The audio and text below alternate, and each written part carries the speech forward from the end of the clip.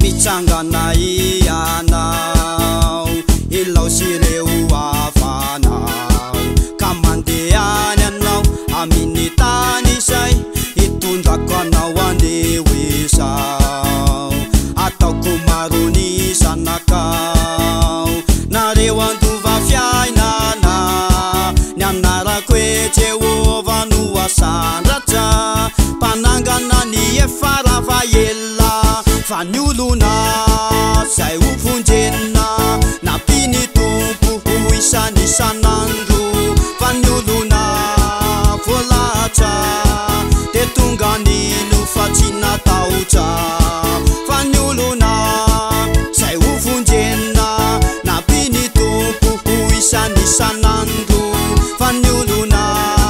voalatra de tonga ny nofa tsy natahotra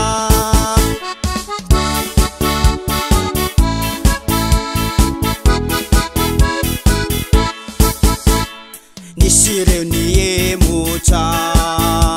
fa sarotra ny lalana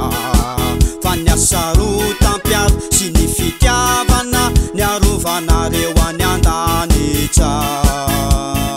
ao ireo ny verina nanampireo zay vao nandre fa fiadanambe sy fitsaharana no atsanganao lay efaravaela fa ny olona zay ho vonjena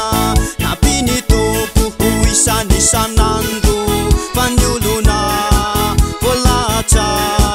de tonga ny nofa tsy natahotra fa ny olona zay ho vonjena nampiny tompo ho isany isanandro fa ny olona voalatra de tonga ny nofa tsy natahotra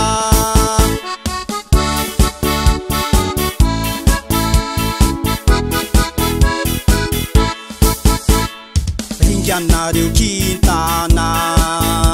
nanjavona ny volana ka ny masoandro sisy nanjakazaka teo nanovasina madibadika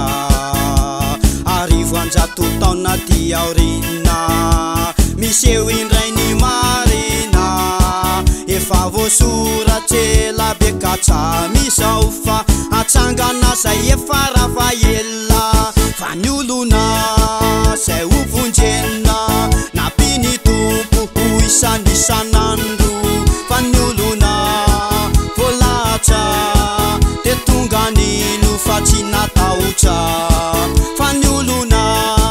zay ho vonjena nampiny tompo ho isany isanandro fa ny olona voalatra de tonga ny nofa tsy natahotra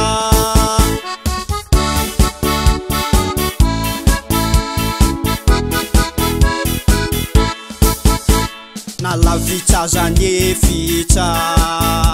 tsy levona ravehivavy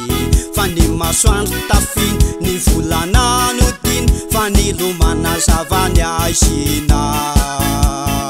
izany atahorana ny dragona saliona